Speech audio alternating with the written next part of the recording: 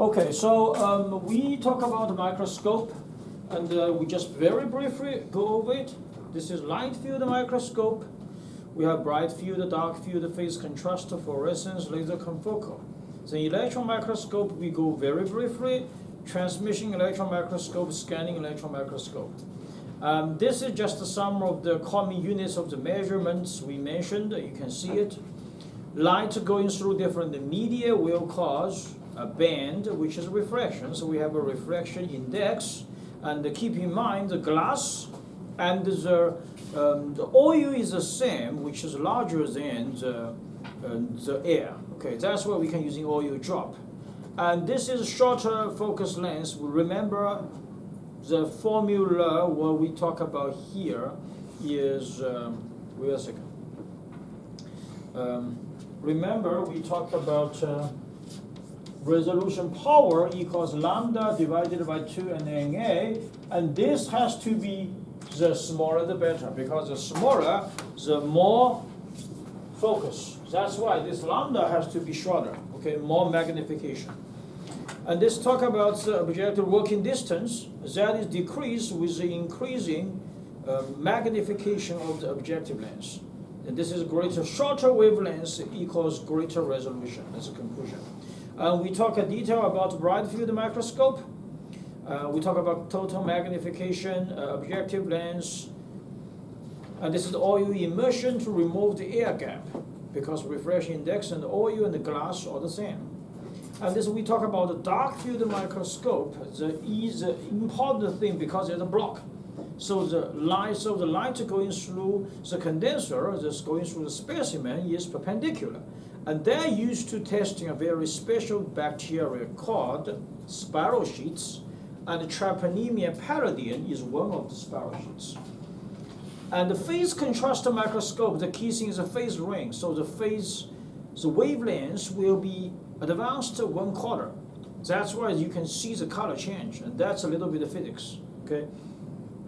And this is used to see the observation, the internal structure of those eukaryotes, let's say eastern modes. And you can see the comparison between bright field, phase contrast, dark field microscope. What's the difference between that?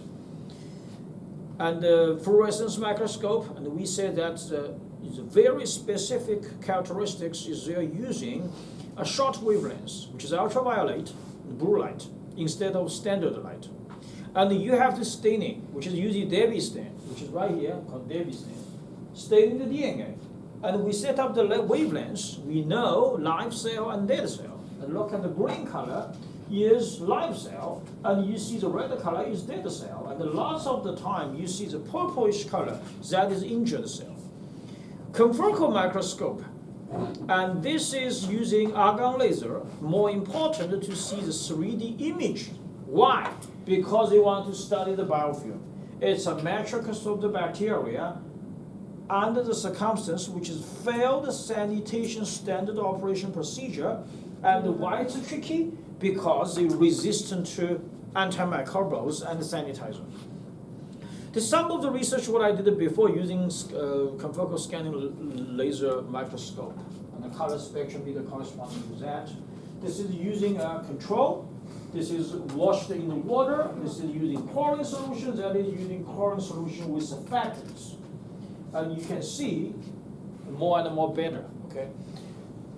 Electron microscope, we mentioned about to compare between transmission, scanning. Transmission, we see the internal structure, and scanning, we only see the surface, which is back and forth, the 3D images. Okay, that's a transmission electron microscope. That's for 3D images. This is some comparison. And this is a big thing. What's the difference between the light field microscope and the electron microscope? You can see here is light rays compared to electron beams, objective lens, which is glass, compared to electromagnetic, and we're using naked eye to do the observation. Electron microscope, we're using viewer screen. Okay, so that's, thank you very much. Okay. And this is some more detail about the transmission electron microscope. Yes? For our exam, do we have to know the difference between the electron and light microscopes? Briefly, but you can refer to slides, make sure it's open book. So you can just open the slides, you can do it. It's obviously very clearly what's the difference. Specimen preparation, we mentioned about freezing, negative staining, shadowing, and using heavy metal to do the coating. That's we briefly mentioned. Freeze etching, you needing nitrogen, liquid nitrogen to freeze it, and you cut from the middle surface, and you see the 3D observation of shapes and the internal cellular structures. Scanning electron microscope. And this is a scanning probe. This is what I said is using atomic force microscope. We find the Listeria monocytogenes, which is exposed to hydrogen peroxide and hydrogen peroxyacidic acids. You can see obviously the control use water treatment doesn't have much difference, but when you increasing the concentration of the treatments, what do you see? So width is loose, height increase, roughness is decreased. So you can see the last picture. It's completely damaged. You didn't see anything. That's a very good tool for the atomic force microscope.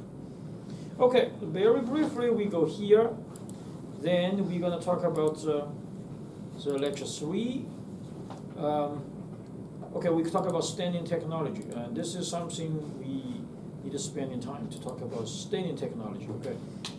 So a couple of things we use slides. Grime stain, we use blackboard. Very important thing, we need to know the procedure of the staining technology. Staining technology here is, we make a smear. The smear is a couple drop of water, put the bacteria, using loop, the loop is sterilized. So we make a smear. Then the smear is going through air dry. The air dry has to be complete about 3 to 5 minutes. If it's not complete air dry, what will happen? You will see the final glass slides. The specimen have lots of legs there. It's not clear. Then very important we need to do is a heat fixing. So put the glass slides on the Bunsen burner back and forth. The heat fixing is to kill the enzyme, because heat will damage the enzyme and let the bacteria sticky on the surface. And then we're going to put a dye. The dye could be lots of. A very common one, you see the purple color there, that is crystal violet. And then we underneath microscope to do the observation. So that's a very simple smear preparation. We call it a simple stain. What other dye is a simple stain? Crystal violet, saffron, methylene blue carbon fusion. And the negative stain is the others. So why we can do that? This is something we want to explain to you a little bit simple. Bacteria, if they grow in a broth media, let's say 35 degrees Celsius, 24 hours, it is negatively charged. You need to know it's negatively charged. And those dye is positively charged. And they could be stacked with each other together, and they can do the staining. Now, what are the dye? Crystal violet, saffron, methylene blue, and carbon fusion. So that's a basic dye. Now, methylene blue we usually don't use when we don't have a very strong staining technology, because its positive charge is not very strong. But crystal violet and saffron typically is a very strong basic dye. There is some other dye. Instead of they are positive, they are negative. So if it's negative charged dye, what will happen? Instead of you are staining the specimen, the bacteria, you are staining the background. That is called a negative stain. And the dye for the negative stain, we call it acidic dye. For example, nigrothane, Indian ink, ethyl, rose bengal, and acid fusion. And this picture here shows you very clearly the simple stain and the negative stain. And we don't say it's positive stain. We just say simple stain. Okay. You can see using simple stain. crystal violet of the E. coli. You can see it's a rod shape. Methylene blue stain of Corynebacteria diphtheria. It's a club shape. We will talk about that in the exam too. So simple stain basically tells you the morphology and arrangement of the bacteria, but we don't know the gram reaction. So that's why it comes out with gram stain. Negative stain. This is a negative stain. Because it clearly stained in the background, the specimen showed up. And this is very important bacteria. What is that? Streptococcus ammonia. It's a #1 community-acquired ammonia in the United States. We will mention detail in the exam too. But here give you some impression. Using negative stain, you can see the middle is a bacteria. You see this white area is called a capsule. It's a heavy smear of the polysaccharides. It's a heavy smear of polysaccharides that's used to anti-other factors to affect the bacterial growth. So anti-phagosome, we call it. Okay, that's polysaccharides. Differentiated stain. So gram stain is a differentiated stain. Then all the other endospore flagella capsule stain, acid fast stain, we call it a special stain. So we're gonna finish talking about all these today. Let's talk about the gram stain. That's a lot we can talk about. Okay, what is gram stain? Gram stain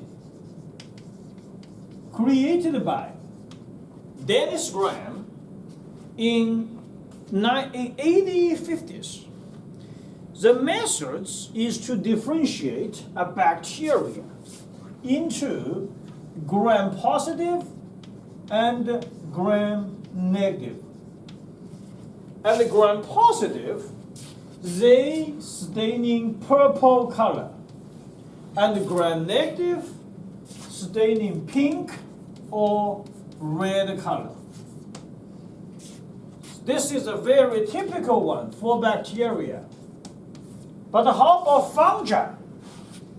Fungi, we don't talk about the gram positive and the gram negative. For all the fungi, we just simply say gram stain blue. If it's fungi.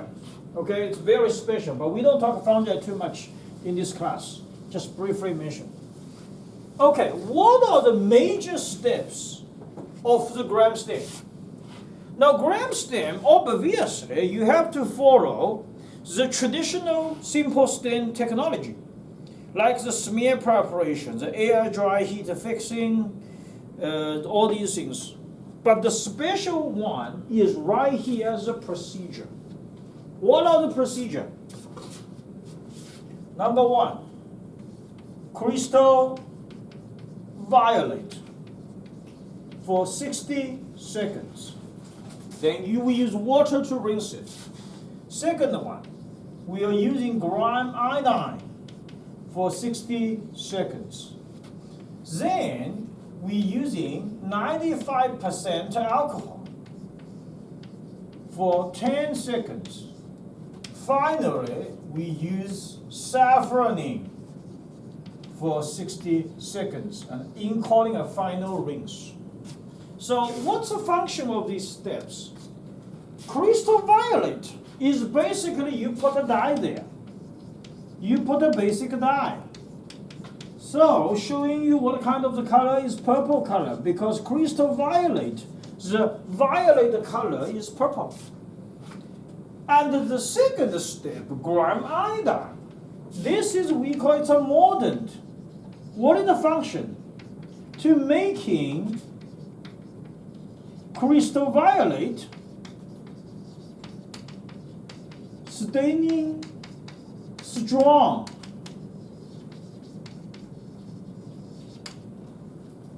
And then we use 95% of alcohol. Very short, 10 seconds. This is, we call it a decoloration.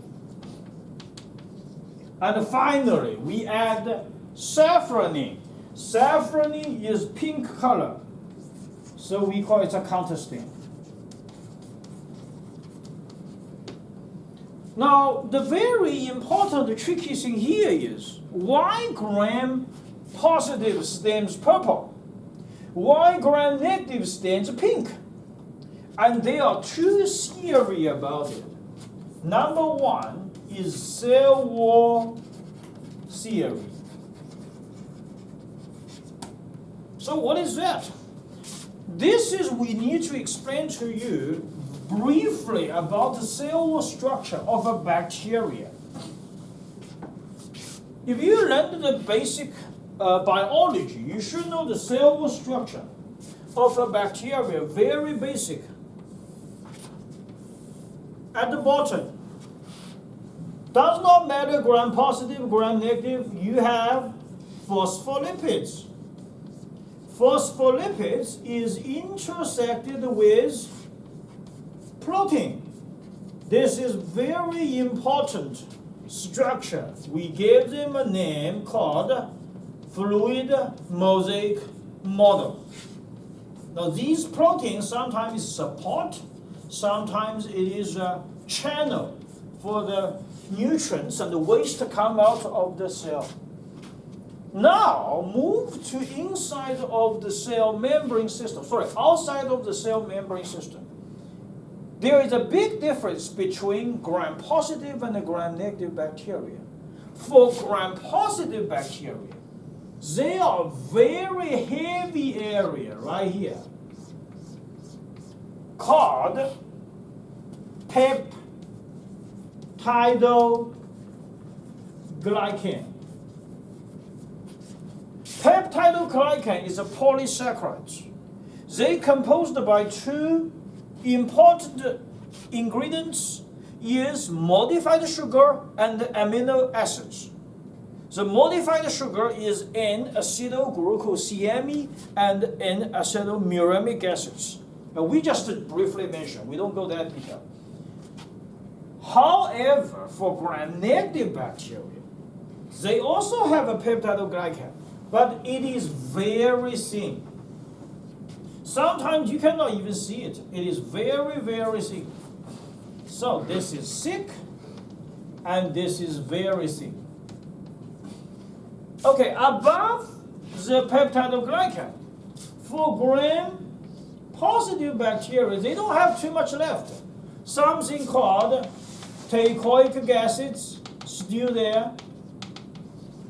For gram-negative bacteria, they have another layer, honestly. Okay, they have another layer, lipopolysaccharides, protein. Now remember, in the biology class, we know they have a head and a tail. The head is hydrophilic, tail is hydrophobic, which means one like water, one does not like water. It doesn't matter here. What we care, gram-negative bacteria, in here, there's something very important called LPS, lipopolysaccharides. Lipopolysaccharides will generate very special called endotoxin. And this is a major reason why E. coli, Salmonella, all those gram-negative bacteria is an issue because of the LPS. Okay, this comes out with this, we talk about cell wall theory. What's that? Gram-positive bacteria have peptidoglycan is very thick. Gram-negative bacteria, the peptidoglycan is very thin. So what happened? For gram-positive bacteria, you stain in crystal violet, it's purple. You put iodine there, let it staining strong, and then you use 95% alcohol to do the decoloration. It doesn't work because the peptidoglycan is very thick. So the decoloration doesn't work very well. And then you counterstain with safranin, the color is not showing. However, for gram-negative bacteria, because the peptidoglycan is very thin. So when you move to decoloration process, it's moved out. At that stage, it's colorless. And then we have to put something there. So we counterstain with safranin, and the safranin is pink color. So cell wall theory really depends on gram-positive bacteria, thick peptidoglycan, and gram-negative bacteria is very thin peptidoglycan. This is the first theory called cell wall theory. The second theory called the lipids theory. What is that?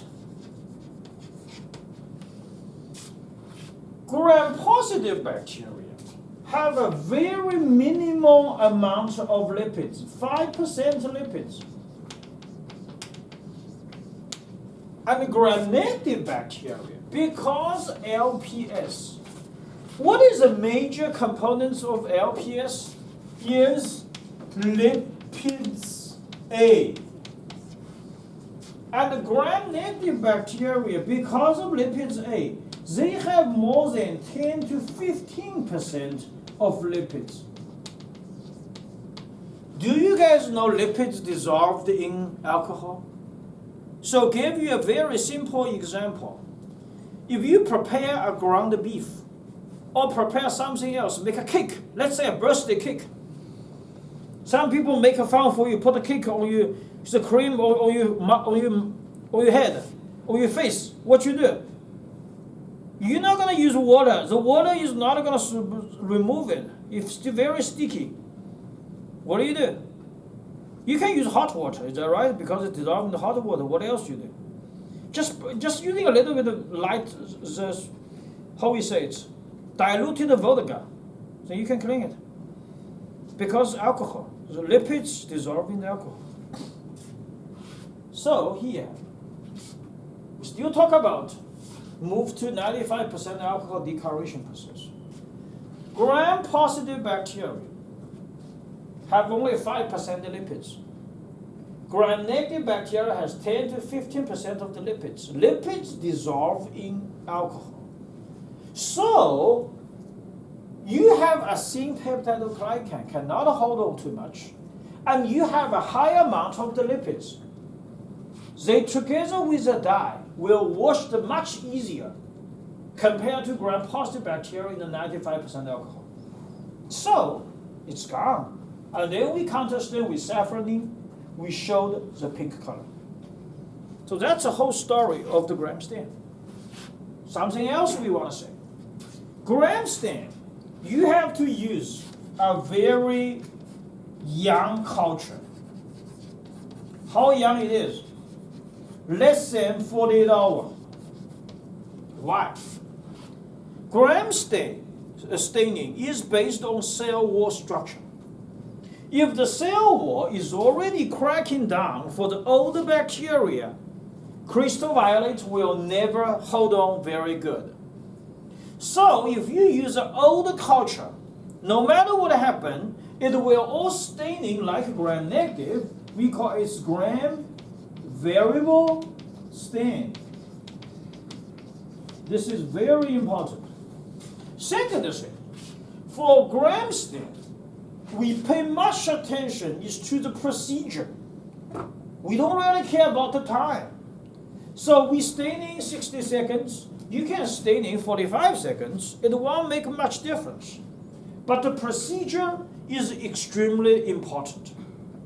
Last thing, gram stain, we are talking about 3 important information. Number 1, gram reaction. Positive or negative, this is everybody knows. Number 2, cell morphology. Morphology. Is it like a lots? It is like a cocktail. Number 3 is arrangement. That's the 3 important information. What means in arrangement? It could be a single loss. It could be a two coxel stacked together. We call it a different coxel. It could be a club shape like this. It could be a tetrade like that. It could be a chain. It could be like a grape shape, like staphylococcus. So that arrangement is very important. Okay, that's what we have for the gram stain. This slide tells you very simple, but the story you need to know. But in this class, we basically, you know the procedure, or you can find the procedure on the slides, which should be fine. This is what we talk about the gram-positive bacteria. Heavy peptidonucleic with teichoic acids, lipoteichoic acids. Gram-negative bacteria, very thin, and you have lipopolysaccharides on the top. The major components is lipids A. That's important for the gram-positive, gram-negative bacteria. Okay, acid-fast stain. This is a special stain, but it is important. I want to introduce to you this one.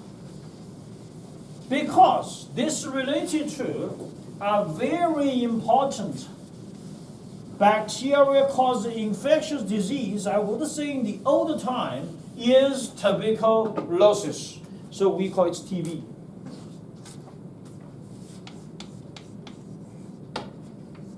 Mycobacteria tuberculosis. Tuberculosis.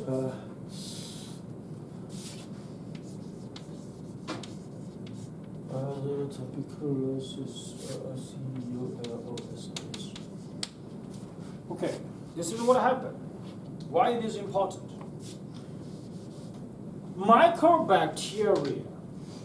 This is the one usually normally happen in milk products, especially the raw milk. So raw milk, why do they have mycobacteria? If the mycobacteria, other species, we talk about genome species, like a mycobacteria phyli, they will cause is a debone. They will affect for the calcium products of the bone. So what happens is debone. It's not a very severe, threatening, life-threatening disease, but will cause physical damage like hunchback. But mycobacterial tuberculosis will cause lung infection. So what happens is, people usually going to see a doctor. You have a productive cough for like more than 3 weeks. You go to see a doctor. And then the doctor, what they do X-ray. And then they find a cloudy area of the lung, of the lung. Okay, that does not mean it's tuberculosis. Because cloudy area of the lung, that could be lung cancer. But you better have a tuberculosis maybe these days. Okay, what do we have? They will to do is a PDG test. The PDG test is very simple. On the skin surface, you will see more than 2 millimeter scar that is positive. However, if you are doing vaccination of mycobacterial tuberculosis, you may still get a positive. So what do people do? They get sputum sample to do acid fast stain. Okay, how they do acid fast stain? You have, we call smear preparation. Air dry heat fixing. At this moment, the smear is prepared. What we have to do? We need to add a very special dye. little bit green, a little bit purple red color called carbofusion. The dye is called carbofusion.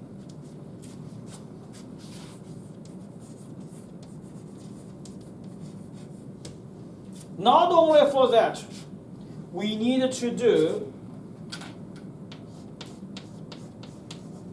heat steaming for 5 minutes. Why? Mycobacterial tuberculosis is very special in the cell wall. The cell wall has high amount of unsaturated fatty acids, mycolic acid. Because of the mycolic acid, the cell wall is we call waxy cell wall. So the basic dye, like crystal violet, saffronin, cannot be penetrated.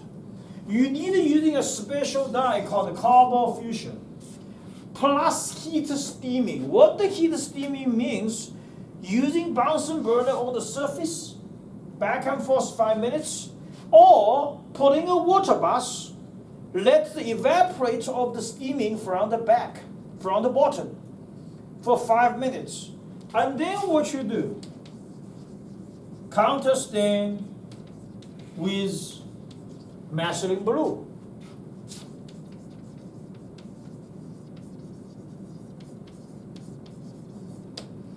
So, if a person moved to this stage, using sputum sample, have acid fast staining positive, and the picture looks like that, we will say presumptive TB. Have to use antibiotics immediately. But what when we left, we didn't do? We have to get the culture, go to the transport media, and go to reference lab. I believe at West Virginia, the reference lab is in Kentucky, in Lexington, Kentucky, because it's the same area, to do the final confirmation. Why? We cannot wait for the final confirmation. Mycobacterial tuberculosis grow very slow. One cell become 2 cells, 6 or 10 hours. Salmonella grow very fast, only 20 minutes. So you cannot say, please wait at home for 2 weeks and wait for your confirmation of the bacteria strain from your sputum sample, and we don't do anything. That's why we have to do acid fast staining. Another thing very important, acid fast staining, we don't use a general alcohol. We're using acid alcohol. That's important. Okay? So that's acid fast staining. You can see the background is methylene blue. That's very purple area. That's very purple is carbofusion. Okay, some other staining we want to talk. Indospore stain. This is some of you ask me a question. We want to talk about indospore stain. So before we talk about indospore stain, we will introduce you something about what is indospore. Okay. So first of all, does not mean all the bacteria naturally has indospore. There are 2 major bacteria species or genome name has indospore. Is Clostridium and Bacillus. Clostridium, we will talk very detailed in the exam 2, including Clostridium difficile, Clostridium tetanus, Clostridium perfringens, and the Clostridium botulinum, which is related to the acid food. Bacillus, basically we have Bacillus cereus, Bacillus subtilis, that is related to rice. So if you buy a rice Okay, you cooked it, and you put it in the room temperature for like 20 days, the spawning can come out. Okay, so two bacteria has endospore. Endospore is a protection structure. We call it a rigid, a very tough protection structure. It is only generated in the stress environment. For example, in the dry, in the acid environment, with UV lights, desiccation, very dry places. The endospore, very important, is in the center. The center has two major chemicals will let the bacteria survive in the stress environment. Is calcium diproconic acids and very small acid soluble DNA protein. Right in the middle. So it's a stress environment. Once the bacteria generate endospore, we call it a sporation. But when the condition changes, let's say the stress environment removed, they could go back to a normal status. We call it a vegetative status. That's called germination. But the sporation could be very long, could be a couple of weeks, months, years, or even forever. So that's a basic introduction about endospore. Now, why we need to do an endospore? There are two things we want to see. Number one is presence, absence of endospore. So, is there endospore? Number two, where is the endospore? Is the location. Because the location of the endospore, that could be center, could be at the edge, which is terminal, like you go to an airport, could be right in the middle, between the center and terminal, we call it a subterminal. Now, why it is important? Because it's genetic dependent. The location is genetic dependent. So, for example, Clostridium, lots of them are terminal, and Bacillus, lots of them are subterminal. And when we do the endospore stain, we know the location, we can do a brief estimation which bacteria it is. That's very important. Now, how to do endospore staining? Endospore staining, they are very similar to acid-fast staining. So we had a smear preparation. So air dry, heat fixing, everything's ready. Okay, we put it here. The bacteria right in here. We need to flood it, a dye, a very special dye. The dye called malachite green. Malachite green for itself is also antimicrobial. It can kill lots of bacteria. At the same time, because it's a rigid structure, we want it to be completely penetrated. Same thing. Heat, steaming for 5 minutes. Then will be penetrated. Look at the picture. You see the endospore. Right here. Look at those greenish color because they are staining with malachite green. Now, of course, we staining with the background. We can't stain with the saffron. So the background showed up, it is a pink color. Okay, that is we call endospore stain. Now, endospore stain is very important. In my other classes, we did a practice. We're using Bacillus. We cannot use Clostridium. because Clostridium is biosafety level 3. In the United States, there's only a couple of universities can do. One of them I know is University of Minnesota at Twin City. In the food science department, they can do. We are not authorized to do it because that's biosafety level 3. Same level as coronavirus is biosafety level 3. So this is the Indoor sports thing. Okay, the next one. We want to talk briefly about capsule stain.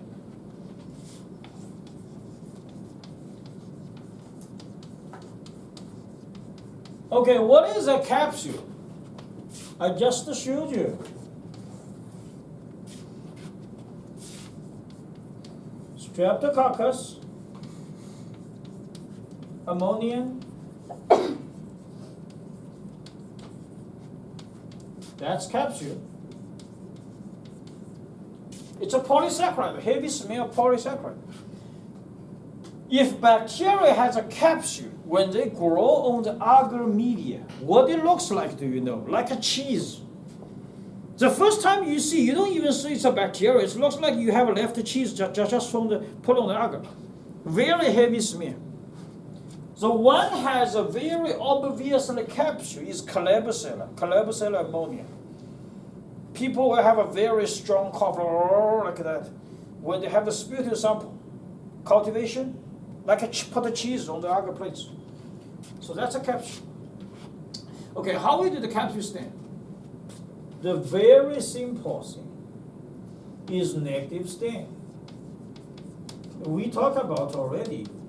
For example, use nigrosin or Indian ink.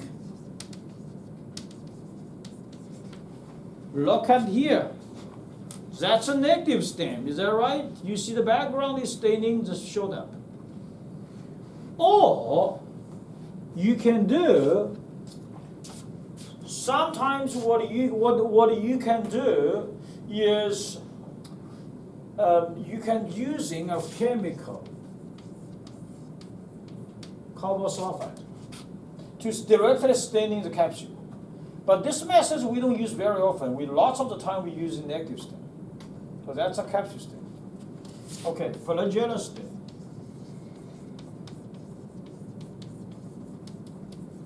So first of all, you need to know what is flagella. I have a bacteria.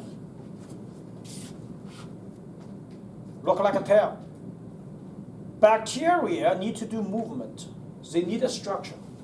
The structure called flagella. There are major 4 components for different category of the flagella.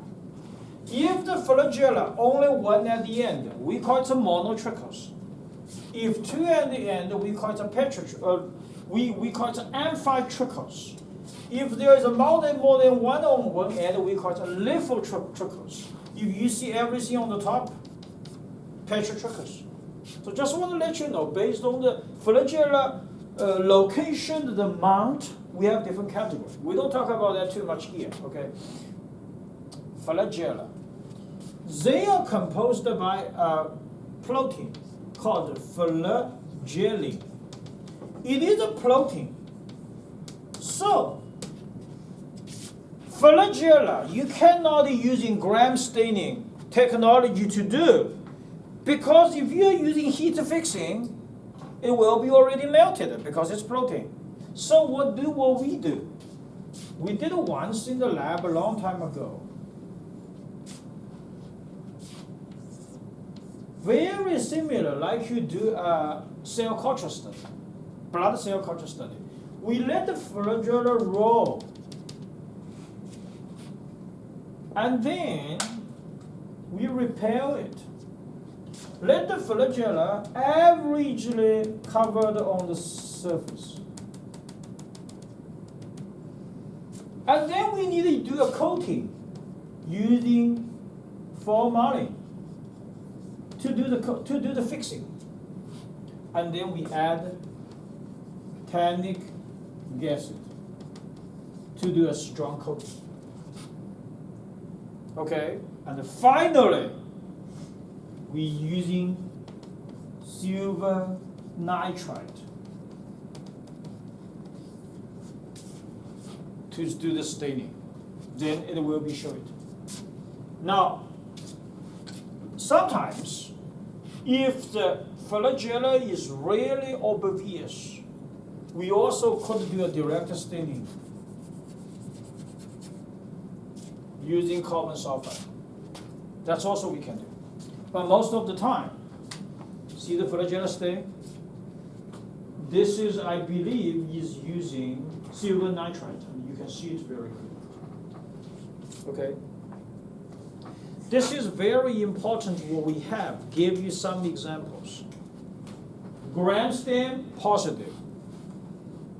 I believe this is streptococcus. Acid fast stain. Red cell acid fast, blue acid, non-acid fast. Because that's counter stain with methylene blue. Indosmol stain for the bacillus. Capsule stain. This is streptococcus. This is the one I mentioned all the time for flagella stain.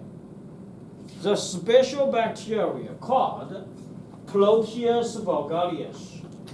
A bacteria is originally coming from the soil, could cause the inflammation of the lung area. This bacteria has a very strong, a huge amount of the capsule. Huge amount of the flagella. What happened? Have a very strong moving capability.